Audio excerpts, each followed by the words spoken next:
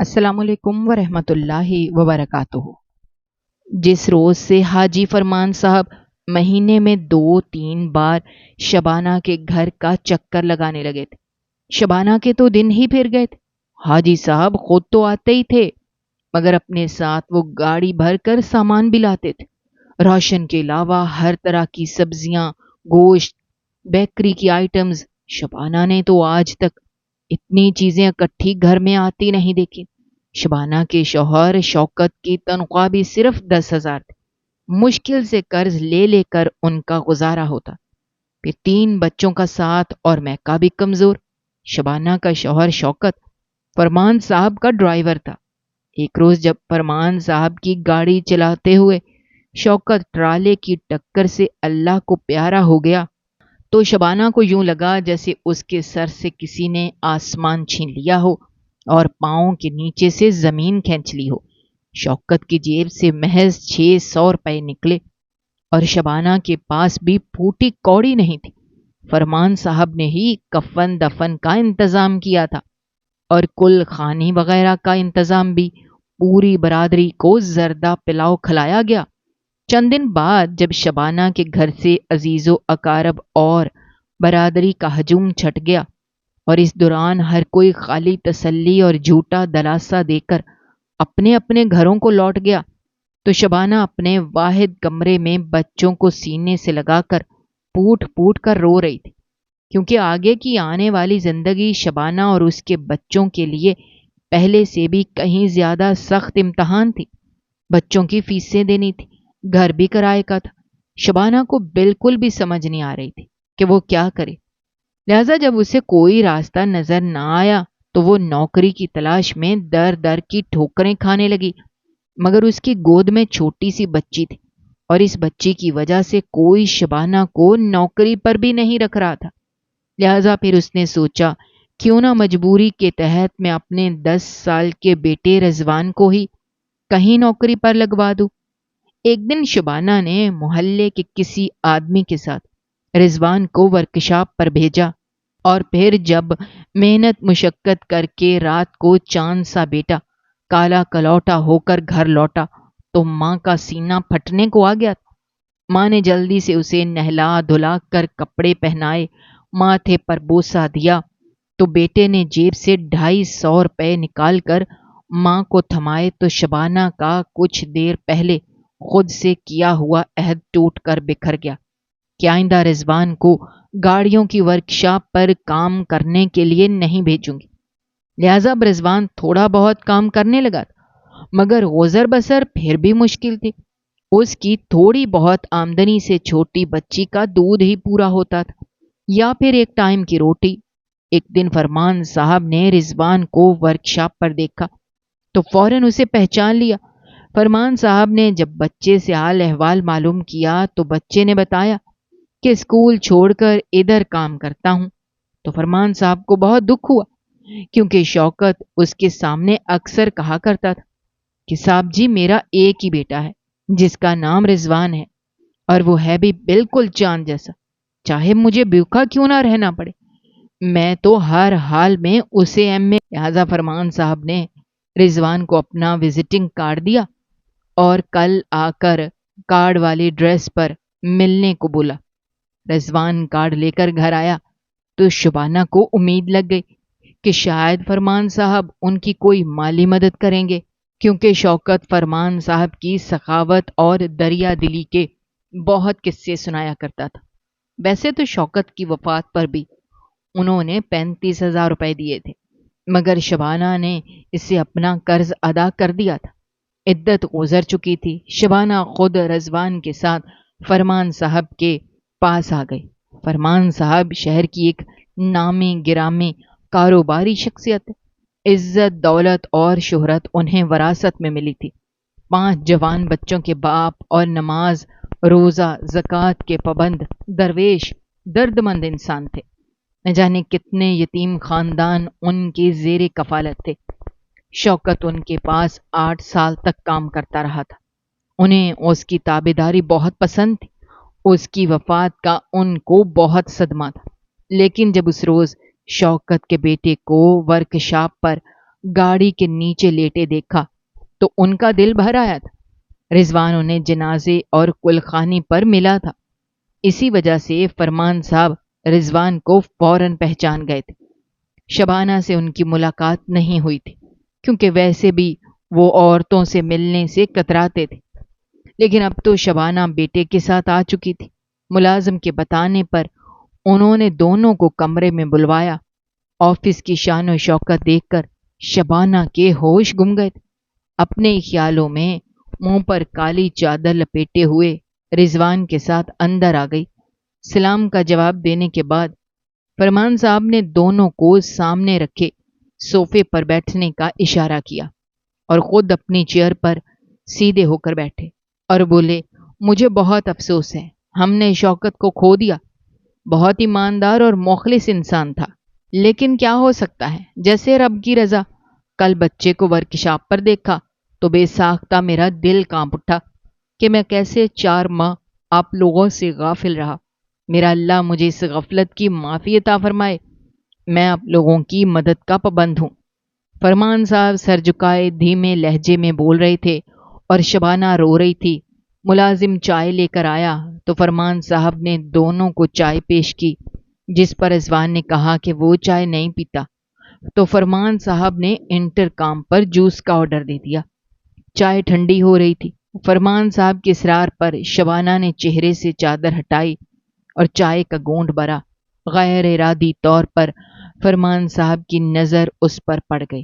گوری رنگت، غمگین بھنورا آنکھیں، تیکھی ناک کے نیچے گلابی لب و رخسار رکھنے والی شبانہ کو دیکھ کر فرمان صاحب مدہوش ہو کر رہ گئے، یہاں تک کہ ہاتھ میں تھامی تسبیح کے دانے گننا بھی بھول گئے۔ انہوں نے پھر ارادی طور پر اسے کنکھیوں سے 2-3 بار دیکھا۔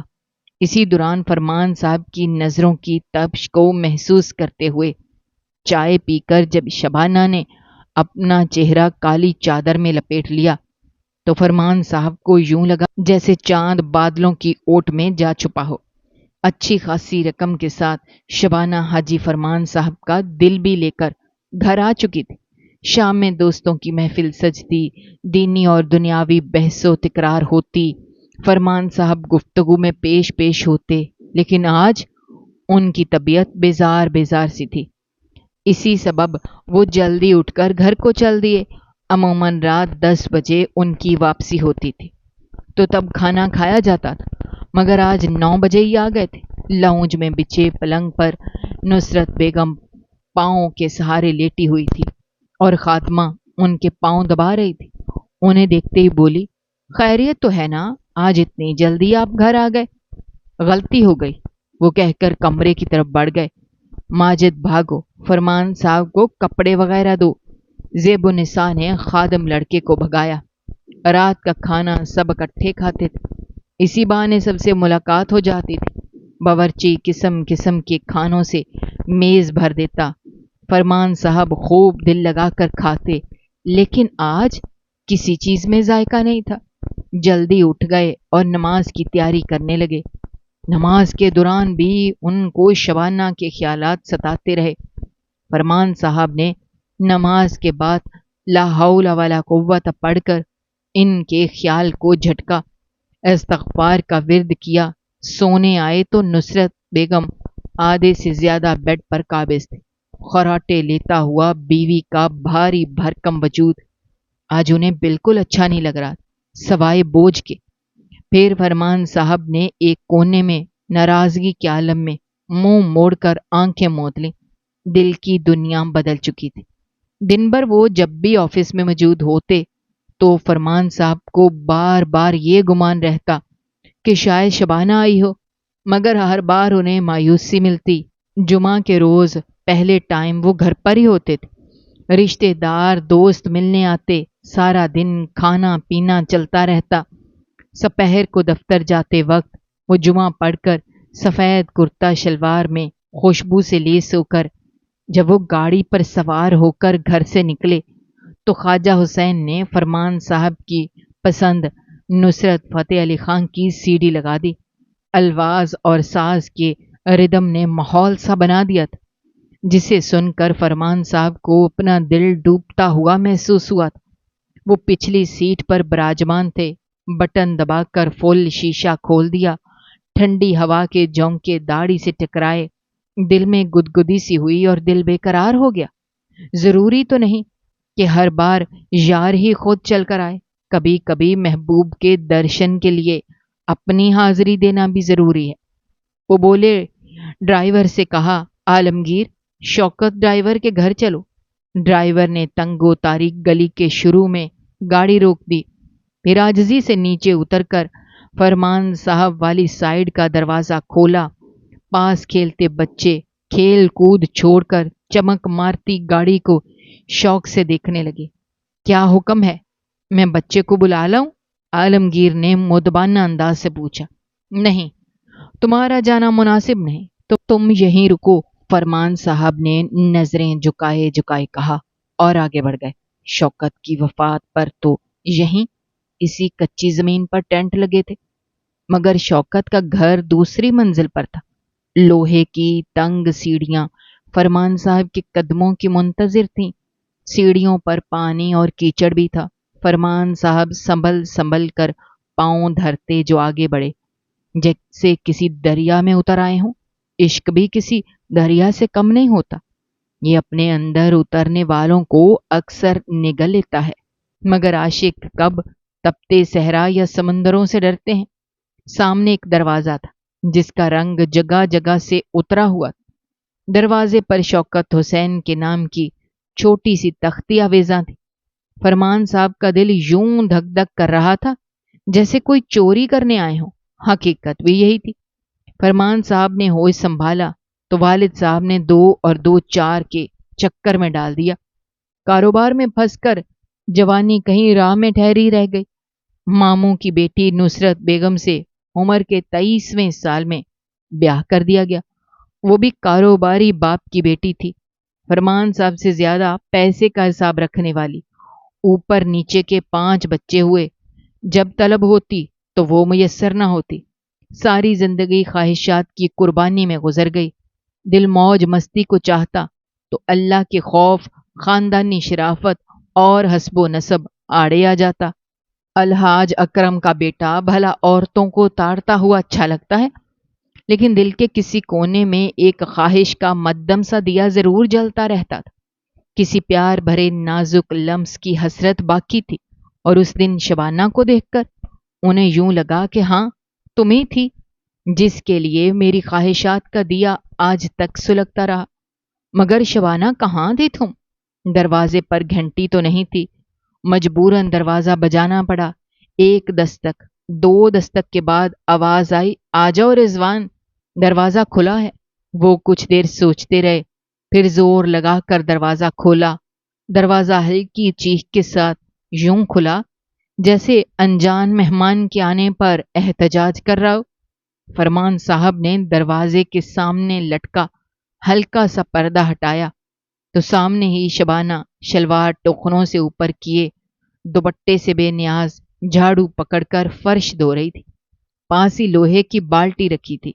आ भी जाओ रिजवान, घंटे लगा देते हो, वो सर झुकाए हुए अपनी धुन में बोली। फरमान साहब ने गला खंकार कर साफ किया तो शबाना हैरत से आने वाले को पांव से लेकर सर तक देखने लगी। अचानक उसके औसान बहाल हुए तो भागकर पास पड़ी चारपाई से अपनी चुनरी उठाकर सीने और सर पर लपेटी और अस्सलामुअलैकुम फरमान साहब, आप आए ना। और चारपाई पर बिखरी बच्चों की किताबें समेटकर लिपटी हुई चादर दुरुस्त की और उन्हें बैठने का इशारा किया। फरमान साहब धीरे धीरे आगे बढ़े, चारपाई के किनारे पर बैठ गए। इतनी देर में रिजवान भी पानी से भरा हुआ डोल उठाए भीगी चप्पलों से चलता हुआ आ गया। फरमान साहब को बैठा देखकर एक पल के लिए ठठक सा गया।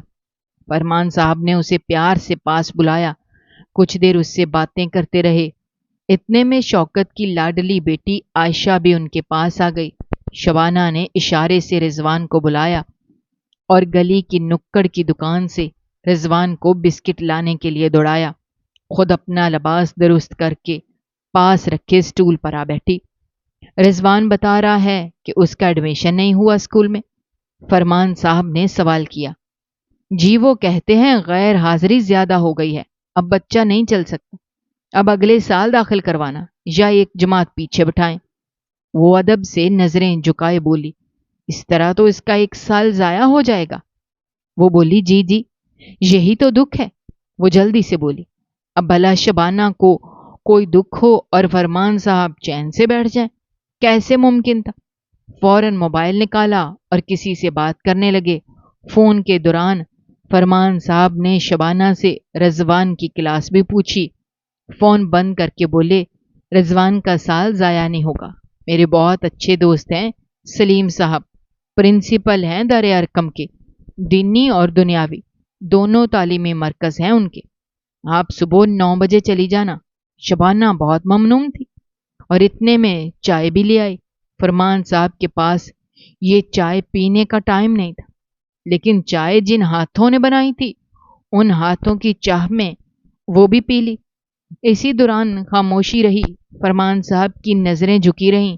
شبانہ کے گورے چٹے پاؤں جو کالی چپلوں میں اور بھی سفید اور گلابی لگ رہے تھے، ان میں فرمان صاحب کی نظریں الجھی رہیں۔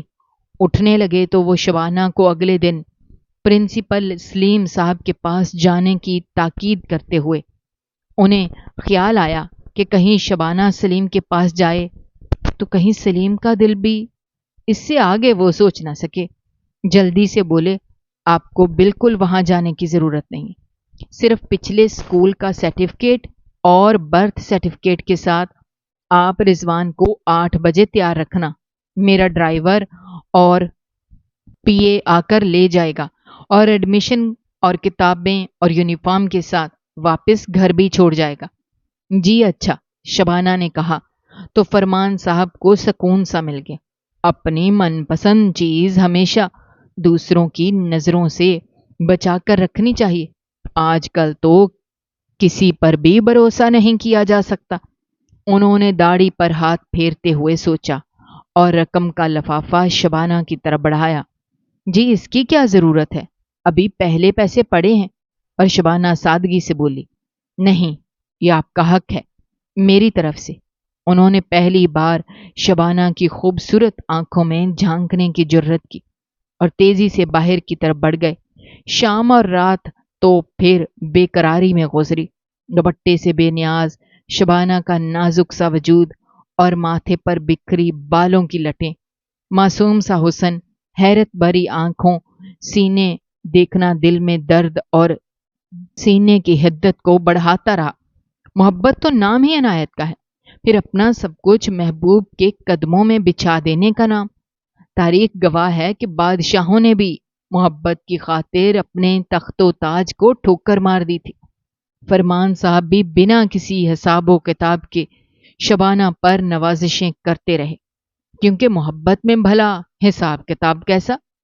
لہذا فرمان صاحب کی مہربانیوں کی بدولت اب رضوان اور عائشہ دونوں اسکول جاتے تھے۔ چھوٹی کشف شبانہ کے پاس ہوتی تھی۔ فرمان صاحب ہفتے 2 ہفتے بعد آتے تو ڈرائیور 2-4 چکر گاڑی سے سامان اٹھا کر شبانہ کے گھر میں رکھتا۔ فرمان صاحب شبانہ کی دید کے بھوکے تھے اور شبانہ فرمان صاحب کی مہربانیوں کے بوجھ تلے دبتی جا رہی تھی۔ انہیں اپنا ہمدرد سمجھتی تھی۔ کیا کچھ نہیں کر رہے تھے وہ اس کے لیے؟ شوکت کے بعد تو کسی نے اس کا حال تک نہیں پوچھا تھا۔ اچھی خوراک اور مالی تنگی سے بے فکری کی وجہ سے شبانہ کی صحت بہت اچھی ہو گئی تھی۔ وہ ایک حسین کلی سے غلاب بنتی جا رہی تھی۔ فرمان صاحب کے لائے ہوئے برانڈز کے جوڑے پہن کر وہ بالکل کسی شہزادی کی طرح لگتی تھی۔ فرمان صاحب تو یہی چاہتے تھے۔ اب وہ ان سے بھاگتی بھی نہیں تھی۔ فرمان صاحب نے اسے موبائل فون بھی لے کر دیا اور اس میں احتیاط سے صرف اپنا نمبر سیو کر کے دیا تھا۔ جب وہ ہنس ہنس کر باتیں کرتی تو فرمان صاحب کا دل لوٹ لیتی تھی۔ جب اس کے گھر سے ہو کر جاتے تو گھنٹوں مسرور رہتے۔ فرمان صاحب کا نیا ڈرائیور عالمگیر بھی اپنی جہاں دیدہ نگاہ سے اپنے مالک کی ایک پرانے ڈرائیور کی بیوہ بیوی پر پڑتی عنایتوں کو دیکھ اور سمجھ رہا تھا۔ مگر مالک کے ہر حکم کو سر جھکا کر پورا کرنا اس کا فرض تھا۔ مگر دنیا والوں کا منہ بند کرنا آسان نہیں ہوتا۔ لوگ شبانہ پر تہمتیں لگانے لگے تھے۔ عورتیں اسے دیکھ کر سرگوشی میں باتیں کرتی۔ گلی محلے والوں نے ملنا جلنا چھوڑ دیا۔ بچے اس کے بچوں سے کھیلنا چھوڑ گئے تھے۔ شبانہ اس صورتحال سے پریشان تھی، مگر فرمان صاحب سے تذکرہ نہیں کیا تھا کہ وہ شریف النفس انسان کیا سوچیں گے۔ انہوں نے تو کبھی بھی اس سے کوئی ایسی بات نہیں کی تھی جو اخلاق کے دائرے سے باہر ہو۔ پھر ایک دن تو حادی ہو گئی۔ مالک مکان نے محلے والوں کی درجنوں شکایت پر شبانہ کو 3 دن کے اندر اندر گھر خالی کرنے کا نوٹس بھجوا دیا۔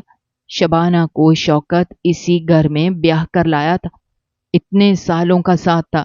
اب وہ یہاں سے کہاں جائے گی؟ کدھر کرائے کا گھر ڈھونڈتی پھرے گی؟ سامان کون اٹھائے گا؟ لہٰذا وہ بیچاری بوکھلا سی گئی۔ فرمان صاحب کو شام ڈھلے پریشان حال شبانہ کا فون آیا تو وہ آفس سے گھر جانے کے بجائے سیدھا شبانہ کی طرف آ گئے۔ نم آنکھوں سے شبانہ نے جلدی سے دروازہ کھولا۔ بچے سو چکے تھے۔ فرمان صاحب کو صورتحال کا بالکل اندازہ نہیں۔ شبانہ نے روتے ہوئے انہیں تمام باتیں بتائیں کہ کس طرح محلے والے اس کے اور ان کے کردار پر کیچڑ اچھال رہے ہیں اور اب اسے اس محلے سے بھی نکال رہے ہیں۔ اب وہ کہاں جائے گی؟ شبانہ پوٹ پوٹ کر رو رہی تھی۔ فرمان صاحب سے اس کے آنسو برداشت نہیں ہو رہے تھے۔ پہلے تو وہ اسے زبانی کلام میں تسلی دیتے رہے۔ جب اس سے بھی معاملات حل نہ ہوئے، انہوں نے آگے بڑھ کر اس کے نازک سے وجود کو اپنے سینے میں سمو لیا۔ ایک تو رات کی تنہائی، صحن میں چاند کی چاندنی کا عکس، دوسرا عشق آتش۔ فرمان صاحب کو یوں لگا جیسے اس کی سب نیکیوں کے بدلے اسے جنت اسی دنیا میں مل گئی ہے، اور فرمان صاحب کے سینے سے لگی شبانہ کو سمجھ نہیں آ رہی تھی کہ وہ خود کو ان مہربان باہوں کو سونپ دے یا پھر خود کو چھڑا لے۔ وہ ایک تنہا عورت تھی، اور تنہا عورت پانی کے اوپر تیرتے ہوئے ایک تنکے سے بھی زیادہ کمزور ہوتی ہے، اور اس نیک شخص نے اسے ساری دنیا کی گندی نظروں سے بچا کر رکھا تھا۔ اس کے لیے اور اس کے بچوں کے لیے کیا کچھ نہیں کیا تھا؟ لوگوں کی انگلیاں تہمت کے لیے تو اٹھ جاتی ہیں، مگر کسی مجبور انسان کی مدد کے لیے ہاتھ نہیں اٹھتے۔ فرمان صاحب کے وجود سے اٹھتی خوشبو شبانہ کی سانسوں میں شامل ہو رہی تھی۔ اس دوران شبانہ کا بیٹا رضوان بالکنی سے جھانک کر یہ سب منظر دیکھ رہا تھا، اور فرمان صاحب شبانہ کی قرابت کا وہ لمحہ پا کر جا چکے تھے جس کا خواب گزشتہ کئی مہینوں سے وہ اپنی آنکھوں میں سجائے ہوئے تھے۔ فرمان صاحب کی باہوں کی گرفت سے شبانہ آزاد تو ہو گئی تھی، لیکن تمام عمر اس کے لیے ایک نئے رشتے کی زنجیر میں قید ہو گئی تھی۔ نیا گھر خریدنا فرمان صاحب کے لیے مسئلہ نہ تھا، اور شفٹنگ بھی مشکل نہ تھی۔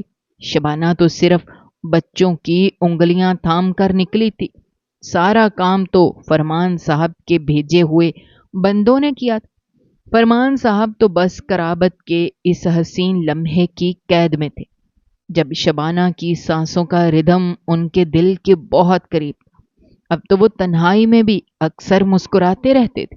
دنیا کا سب سے خوبصورت جذبہ محبت ہے، اور جو اس جذبے کا اسیر ہو جائے وہ کہیں کا نہیں رہتا۔ نیا گھر بہت خوبصورت اور صاف ستھرا تھا۔ بچے کشادہ گھر میں آ کر بہت خوش تھے، اور شبانہ کو تو یہ سب خواب لگ رہا تھا۔ اسے لگتا تھا کہ آج تک اس نے اپنی عمر ایک ڈبے میں رہ کر گزاری تھی۔ وہ اپنے بچوں کے کھلے ہوئے چہرے دیکھ کر بہت خوش تھی، لیکن ادھر فرمان صاحب عجیب ششوپنج کا شکار تھے۔ وہ شبانہ کو اس محلے سے تو نکال لائے تھے، لیکن وہ جانتے تھے کہ نئی جگہ پر بھی کچھ عرصے بعد سوال اٹھنے لگیں گے، اور اس سے بھی بڑھ کر اب ان کو اپنے دل پر اختیار نہیں رہا تھا۔ وہ اب خود کو شبانہ سے دور نہیں رکھ سکتے تھے، مگر دوسری طرف وہ گناہ سے بھی ڈرتے تھے۔ ساری عمر کی ایمان کی کمائی ڈوبنے کا ڈر دامنے گیر تھا، اور وہ اپنی آخرت بھی خراب نہیں کرنا چاہتے تھے۔ پھر وہ تفسیر کھول کر بیٹھ گئے، محرم نامحرم پر لکھے کتابی مضمون پڑھنے لگے، احادیث ڈھونڈنے لگے۔ دل اور دماغ میں جنگ جاری تھی۔ جب وہ بے حد مجبور ہوئے تو بہت قریبی دو دوستوں کو شریک کار کیا۔ دونوں نے سمجھایا کہ جوان اولاد کے ہوتے ہوئے دوسری شادی کا نہ سوچیں، مگر انہیں مشورہ نہ گوارا ہوا۔ بیوہ سے نکاح کا تو اسلام میں بھی بہت زیادہ اجر و ثواب ہے۔ دل دلیلیں دینے لگا، سوچا شبانہ سے بھی بات کر لو، کیا خبر وہ راضی ہو یا نہ ہو۔ اول بہار کے دن تھے، رضوان اور عائشہ اسکول تھے۔ فرمان صاحب کی آمد پر اب شبانہ شرمائی اور سمٹی سمٹی رہتی تھی۔ نہ جانے دن میں کتنی بار اسے فرمان صاحب کو بے اختیار گلے لگانا یاد آتا تو اس کی آنکھوں میں نشہ سا چھا جاتا، دل میں گھنٹیاں سی بجنے لگتی۔ شوکت کے بعد پہلی بار کسی مرد نے اسے چھوا تھا۔ شبانہ کی ابھی عمر ہی کیا تھی، 16 سال میں ہی تو اس کے باپ نے اسے بیاہ دیا تھا، ماں تو بچپن سے ہی نہیں تھی۔ شبانہ کی شادی کے بعد ابا نے بھی اپنا گھر بسا لیا اور اپنی محبوب بیوی کا ہی ہو کر رہ گیا۔ شبانہ کے جذبات بھی پھر سے جاگ اٹھے تھے۔ وہ ساری ساری رات فرمان صاحب کی اس خوشبو کو اپنے ارد گرد محسوس کرتی رہتی تھی جو اس دن اس نے سوچی بھی نہ تھی۔ جب فرمان صاحب نے اس کا ہاتھ تھام کر ہمیشہ کے لیے ہاتھ مانگا تھا، فرمان صاحب چاہتے تو اس کی مجبوری کا بنا نکاح کیے بھی فائدہ اٹھا سکتے تھے، مگر شبانہ کے لیے تو یہ فرمان صاحب کا بڑا پن تھا۔ ان کے سوال پر شبانہ نے شرما کر دونوں ہاتھوں سے اپنا چہرہ چھپا لیا، اور فرمان صاحب اس کی اس ادا پر مر مٹے تھے۔ کورٹ میرج کا واحد گواہ عالمگیر ہی تھا، جس کے ساتھ شبانہ اور فرمان صاحب گئے تھے۔ ایجاب و قبول کے بعد ساری کاروائی مکمل کروا کر جب دونوں واپس لوٹے تو دل کی دنیا ہی بدل چکی تھی۔ گاڑی میں فرمان صاحب کے کندھے سے کندھا ملا کر بیٹھی شبانہ خود کو دنیا کی سب سے خوش قسمت عورت سمجھ رہی تھی۔ کہاں فرمان صاحب جیسی معتبر شخصیت اور کہاں یہ غریب، بے بس، لاچار 3 بچوں کی ماں اور بیوہ عورت شبانہ۔ اب شبانہ فرمان ہو چکی تھی، وہ اپنی قسمت پر جتنا بھی رشک کرتی کم تھا۔ ادھر فرمان صاحب کی کیفیت بھی مختلف نہ تھی۔ انہیں دیکھ کر یوں لگتا تھا جیسے وہ ابھی جوانی کے گھوڑے پر سوار ہوئے ہیں۔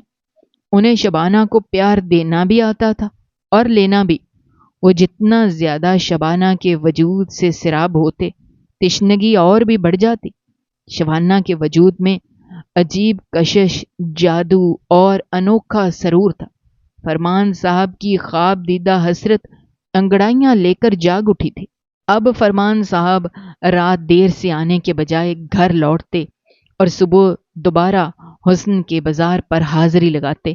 رضوان اور عائشہ دن میں اسکول ہوتے، رات میں شبانہ انہیں جلدی سلا دیتی۔ فرمان صاحب نے شادی کے تحفے میں قیمتی زیورات اور تحفے کے ساتھ ساتھ شبانہ سے صرف ایک وعدہ مانگا تھا کہ وہ تمام عمر اس نکاح کے بھید کو نہیں کھولے گی، اور شبانہ نے فرمان صاحب کے سر پر ہاتھ رکھ کر قسم اٹھائی تھی کہ وہ ان کی عزت، وقار اور مقام کا ہر صورت خیال رکھے گی۔ ادھر نصرت بیگم کے سینے پر ناگ ڈنگ مارنے لگے تھے۔ عورت اپنے شوہر کی چال ڈھال سے اس کے دل کا احوال جان لیتی ہے۔ فرمان صاحب کب وہ پہلے والے فرمان صاحب رہے تھے؟ رات کے کھانے پر نہ پہنچتے، صبح انہیں گھر سے جانے کی جلدی ہوتی، گھر کے کسی معاملے میں انہیں دلچسپی نہ ہوتی، نہ ہی دل سے گفتگو کرتے۔ نصرت بیگم کے ساتھ فرمان صاحب کا اتنے برسوں کا ساتھ تھا، بھلا وہ کیسے نہ چونکتی، مگر ان کی رسائی گھر سے باہر نہیں تھی۔ اب بیٹوں کو کس منہ سے کہتی کہ باپ پر نظر رکھو، اندر ہی اندر گھلنے لگی، شوگر بڑھ گئی، بلڈ پریشر ہائی رہنے لگا۔ بیمار بیوی سے شوہر بہت جلد اکتا جاتا ہے، اور پھر فرمان صاحب کی زندگی میں تو ایک جوان اور پری نما بیوی آ چکی تھی جو انہیں ٹوٹ کر چاہتی تھی۔ شبانہ نے عشق کا مفہوم پہلی بار جانا تھا۔ پہلے تو اس کا اور شوکت کا ساتھ روٹی پانی، رونے دھونے اور لڑائی جھگڑے تک ہی محدود تھا، اور اب وہ جس طرح فرمان صاحب سے اپنا والہانہ پن کا اظہار کرتی تو وہ بھی اس کے گرویدہ ہو جاتے۔ مرد عورت کے صرف پیار کا ہی تو بھوکا ہوتا ہے۔ وہ دونوں عشق کی سرمستی میں مدہوش تھے۔ ادھر آگ صرف نصرت بیگم کے سینے میں نہیں دہک رہی تھی، بلکہ عالمگیر کے گھر میں بھی بھانبڑ چل رہے تھے۔ فرمان صاحب رات 1-1 بجے تک شبانہ کے گھر رکتے تو عالمگیر بیچارہ گاڑی میں بیٹھا ان کی واپسی کا انتظار کرتا رہتا۔ صبح پھر سے جب فرمان صاحب کا حکم ہوتا تو 9 بجے انہیں لینے آ جاتا۔ غریب آدمی تھا، نوکری نہیں چھوڑ سکتا تھا۔ اس کے علاوہ بھی فرمان صاحب اس کی مٹھی گرم کرتے رہتے تھے، مگر اس کی بیوی یہ بات نہیں سمجھتی تھی۔ اسے روز لیٹ آنے پر خوب جھگڑتی، اس پر شک کرتی کہ وہ کسی کوٹھے پر طوائف عورتوں کے پاس جاتا ہے، لہذا اسی شک کی بنا پر روز ہی اس کے گھر میں مار کٹائی ہوتی، بچے روتے۔ اب عالمگیر لاکھ بیوی کو سمجھاتا کہ فرمان صاحب کے ساتھ تھا، مگر اس کی بیوی نہ مانتی اور کہتی بھلا رات 2 بجے تک بھی کوئی دفتر کھولے بیٹھا رہتا ہے۔ ایک رات عالمگیر کی بیوی سے اتنی شدید لڑائی ہوئی کہ ان کے بچے بھی اپنے لڑتے مرتے ماں باپ کو دیکھ کر رونے لگے تو عالمگیر چیخ چیخ کر اپنی بیوی سے کہنے لگا، ہاں سن لو تم، فرمان صاحب نے اپنے ڈرائیور شوکت کی بیوی سے نکاح کر لیا ہے۔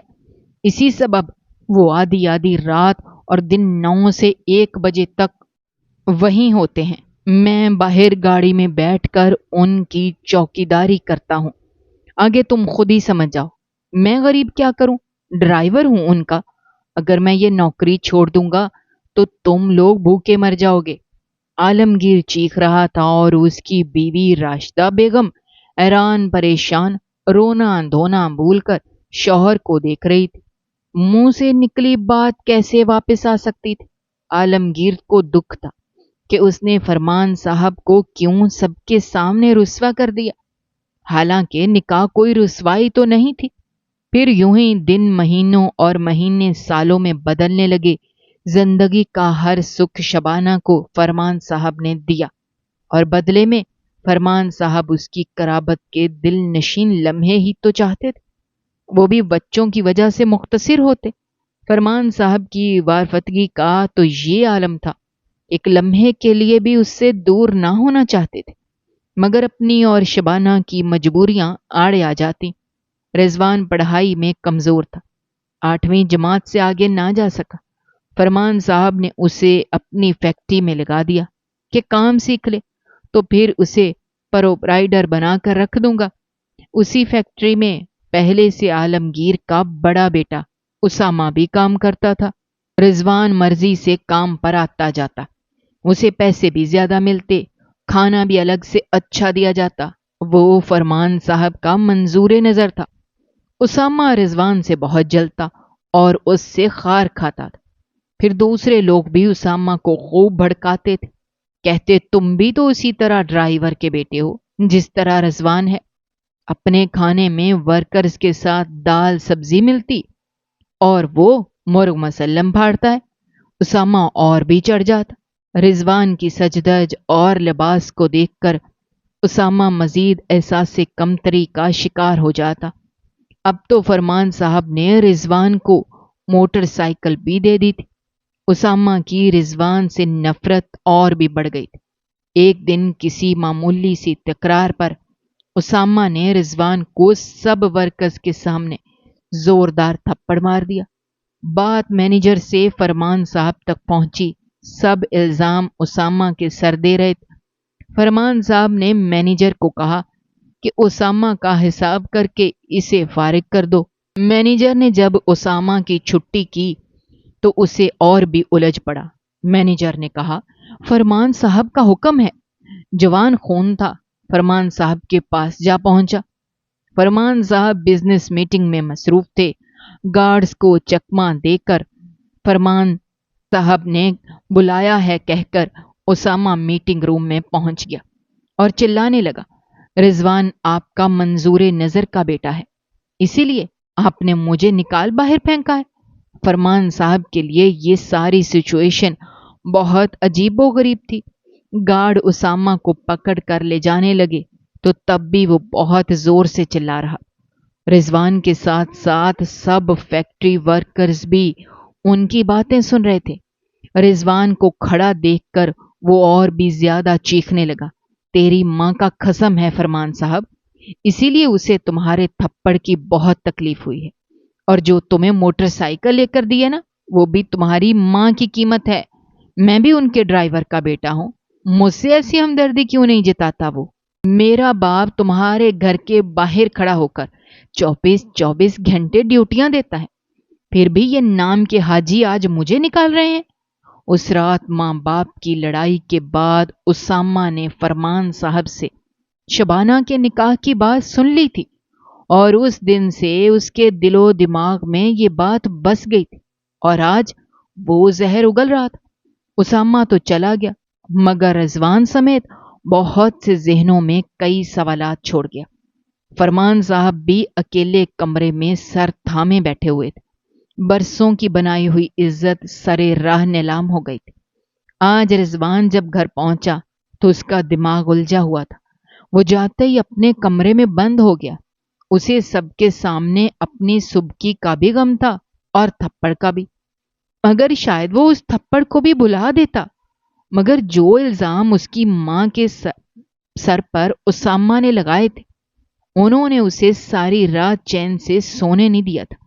फरमान साहब ने शबाना को उस फैक्ट्री में होने वाले इस वाक़े का बताना मुनासिब न समझा था कि वो भी परेशान होगी और उसकी परेशानी उनसे देखी न जाती थी। उधर रिजवान अजीब कशमकश का शिकार था। क्या सामा सच बोल रहा था? वो गुजरे हुए वक्त पर गौर करने लगा। हर तरफ फरमान साहब का ही अक्स था। वो आते थे, वही सामान भिजवाते थे, घर का खर्चा उठाते थे, स्कूल के फैसले और जिस घर में वो लोग रहते थे वो भी तो फरमान साहब का ही दिया हुआ था। जो लिबास उसने पहना हुआ था वो भी उन्हीं का दिया हुआ था, और ये बाइक भी। वो काफी देर सोचता रहा और फिर चौंक उठा। तो क्या इसका मतलब है मेरी माँ और हाजी? वो इससे ज्यादा कुछ ना सोच सका। अगली सुबह वो खामोशी से नाश्ता किए बिना ही फैक्ट्री चला गया, मगर गेट पर पहुंचकर वो अंदर जाने की हिम्मत न कर पाया कि आज लोग उस पर तानेबाजी और सरगोशियां करेंगे। वो काफी देर तक वहां खड़ा रहा, फिर मोटर बाइक भगाता हुआ घर की तरफ चल दिया। उसे दूर से फरमान साहब की गाड़ी अपने घर से बाहर खड़ी नजर आ गई थी। फरमान साहब ने आलमगीर की जगह ड्राइवर बदल दिया था। आलमगीर को गम नौकरी के जाने का नहीं, बल्कि अपने एतमाद के जाया होने का था। इसी गम से वो चारपाई पर पड़ गया था। अब रिजवान अपना ज्यादा वक्त घर से बाहर गुजारता था। फैक्ट्री तो वो दोबारा गया ही नहीं था। खतरात महसूस करते हुए फरमान साहब ने शबाना को कहा कि वो रिजवान को समझाए कि वो आवारा गर्दी के बजाय काम पर आए, दोबारा पढ़ाई शुरू कर दे। शबाना भी रिजवान के रवैये से परेशान थी, मगर उसे ये खबर न थी कि रिजवान के अंदर कौन सा लावा उबल रहा है। वो उसके कमरे में गई। वो बेड पर पड़ा छत को घूरे जा रहा था। वो उसके सरहाने बैठ गई। उसने चौंक कर मां को देखा। वो धीरे से उसे कहने लगी कि वो फैक्ट्री जाया करे और काम में दिल लगाए। वो मां की बातें खामोशी से सुनता रहा, फिर एकदम से उठकर बैठ गया और कहने लगा, अगर मैं काम पर जाने लगूंगा और कमाकर पैसे ले आऊंगा तो आप मेरी कसम खाएं, क्या आप फरमान साहब को घर आने से मना कर सकती हैं? फिर आप उनसे कोई चीज नहीं लेंगी। और मां के हाथ थाम कर लजाहत से कह रहा था, जबकि बेटे के मुंह से ये बात सुनकर शबाना की आंखों की पुतलियां सुकड़ गई थी। ये आज रिजवान क्या कह रहा था? क्या उसका बेटा इतना बड़ा हो चुका है? کہ وہ ان دونوں کو سمجھنے لگا ہے۔ شبانہ سے وہاں رکنا مشکل ہو گیا تھا۔ وہ دم بخود ہو کر تیزی سے باہر چلی گئی۔ اس کی سانس تیز تیز چلنے لگی تھی۔ پھر رضوان نے کسی یوٹیلیٹی سٹور پر نوکری کر لی تھی۔ جس دن اسے پہلی تنخواہ ملی، اس نے تنخواہ کے 10,000 ماں کے ہاتھ پر لا رکھے تھے۔ کہنے لگا، میں اوور ٹائم بھی لگاؤں گا، گھر کا تمام خرچے کا بوجھ بھی اٹھاؤں گا۔ اب آپ نے فرمان صاحب سے کچھ نہیں لینا۔ جبکہ شبانہ ان پیسوں کو ہاتھ میں پکڑے سکتے کی حالت میں بیٹھی رہ گئی تھی۔ وہ بولی کہ رضوان بیٹا، تم کیسے بھول گئے ہو؟ فرمان صاحب ہمارے بہت بڑے محسن ہیں، ان کے ہم پر بے پناہ احسانات ہیں۔ جب تمہارے ابو کا انتقال ہوا تھا، تم جانتے ہو، صرف یہی ایک شخص ہمارے ساتھ کھڑا تھا۔ شبانہ دلائل سے بیٹے کو سمجھا رہی تھی، مگر جہاں بات عزت اور غیرت کی ہو وہاں سب دلائل ہار جاتے ہیں۔ شبانہ فرمان صاحب کو چاہ کر بھی اب اپنی زندگی سے نہیں نکال سکتی تھی، اور رضوان یہ بات سمجھنے کو تیار نہیں تھا۔ اب شبانہ فرمان صاحب کو صرف اسی وقت بلاتی تھی جب رضوان ڈیوٹی پر ہوتا تھا۔ پھر بھی گھر آ کر رضوان اسی کھوج میں رہتا کہ کہیں اس کی غیر موجودگی میں فرمان صاحب تو نہیں آئے تھے۔ اسے اب اپنی دونوں بہنوں کی فکر بھی رہنے لگی تھی کہ اگر وہ بھی ماں کے نقش قدم پر چلنے لگیں تو پھر کیا ہوگا۔ وہ گھبرا اٹھا۔ اب وہ چھپ کر سگریٹ بھی پینے لگا تھا۔ اندر کا ابال وہ دھوئیں میں نکالنا چاہتا تھا۔ فرمان صاحب دن بدن بدلتی صورتحال سے دل گرفتہ ہو چکے۔ رضوان ان دونوں سے متنفر ہو چکا تھا۔ ایک دو بار وہ فرمان صاحب کے سامنے ہونے پر بھی ان کے پاس سے سینہ اکڑا کر اجنبیوں کی طرح گزر گیا، لیکن اس مسئلے کا کوئی حل نہیں تھا۔ گھر میں پھیلا تناؤ بڑھتا جا رہا تھا۔ رضوان روز گھر میں آ کر شور مچانے لگا تھا۔ کبھی ماں کو کہتا یہ شہر چھوڑ دیتے ہیں، کبھی کہتا میں خودکشی کر لوں گا۔ شبانہ بہت روتی اور سوچتی کہ ہم دونوں نے کوئی گناہ تو نہیں کیا، وہ فرمان صاحب کی منقوہہ ہے۔ ویسے بالفرض اگر ماں بری بھی ہو اور پھر بھی اولاد اسے برا کہے یا برا سمجھے تو ماں کا سینہ پھٹ جاتا ہے۔ فرمان صاحب نے رضوان کا دبئی کا ویزا لگوا دیا تھا۔ شبانہ کا بھی یہی خیال تھا کہ وہ اس ماحول سے نکل جائے گا تو سدھر جائے گا، مگر تقدیر میں کچھ اور ہی لکھا ہوا تھا۔ جب ویزے کے بارے میں شبانہ نے رضوان کو بتایا تو وہ بپھر کر آگ بگولا ہو گیا اور گالی گلوچ پر اتر آیا اور کہنے لگا، کیا آپ مجھے دور بھجوا کر گلچھڑے اڑانا چاہتی ہیں اس حاجی کے ساتھ؟ اب شبانہ کے بھی صبر کی انتہا ہو چکی تھی۔ وہ بھی جواب دینے لگی تھی، بیٹا گن تمہارے ذہن میں بھرا ہوا ہے، اور یہ جن لوگوں نے بھرا ہے میں خوب جانتی ہوں۔ میں فرمان صاحب کی بیوی ہوں، نکاح کیا ہوا ہے میں نے ان سے، اس سے کوئی گناہ نہیں کیا۔ شبانہ چلا رہی تھی اور رضوان کا خون کھولنے لگا تھا۔ وہ چیخ کر بولا، آپ نے میرے باپ کی جگہ فرمان صاحب کو دے دی۔ رضوان تیزی سے اٹھا اور چولہے کے پاس پڑی بڑی ساری لکڑی اٹھا کر شبانہ کی طرف بڑھا اور اس پر پے در پے وار کرنا شروع کر دیے۔ بچیاں اسکول میں تھیں۔ شور کی آواز سن کر محلے والے آئے تو رضوان لکڑی پکڑے کھڑا تھا۔ شبانہ آخری سانسیں لے رہی تھی۔ رضوان گرفتار ہو چکا تھا۔ ساری کہانی میڈیا کے ذریعے فرمان صاحب کے گھر بھی پہنچ چکی تھی، لیکن فرمان صاحب کو اب اس بات سے کوئی فرق نہیں پڑتا تھا۔ ان کی زندگی کا سب سے بڑا نقصان شبانہ کی جدائی کی صورت میں ہو چکا تھا۔ محبت کے خسارے سے بڑا خسارہ بھلا کیا ہو سکتا ہے؟ عاشق اپنا سب کچھ نیلام کر کے محبت خرید لیتے ہیں۔ فرمان صاحب نے قبر پر کتبے میں اپنا نام شبانہ کے ساتھ لکھوایا اور زوجہ بھی حاجی فرمان ہی لکھا تھا۔ شبانہ کی دونوں بیٹیاں اب فرمان صاحب کے پاس تھیں۔ جیتے جی تو وہ شبانہ کو اس کا اصل مقام نہ دے سکے، مگر مرنے کے بعد اس کے وجود کو تسلیم کرتے ہوئے بچیوں کو گھر لے گئے اور نصرت بیگم کو بتایا کہ یہ ان کی ہی بچیاں ہیں، انہیں دل سے قبول کرو اور ان کے اپنے بچوں جیسی تربیت کرو۔ فرمان صاحب اب بھی صبح سویرے پھولوں کے ساتھ شبانہ کی قبر پر جاتے ہیں، نم آنکھوں اور دکھی دل کے ساتھ اس سے ڈھیروں باتیں کرتے ہیں اور پھولوں کو قبر پر سجاتے ہیں اور تھکے ہوئے بوجھل قدموں سے واپس لوٹ آتے ہیں۔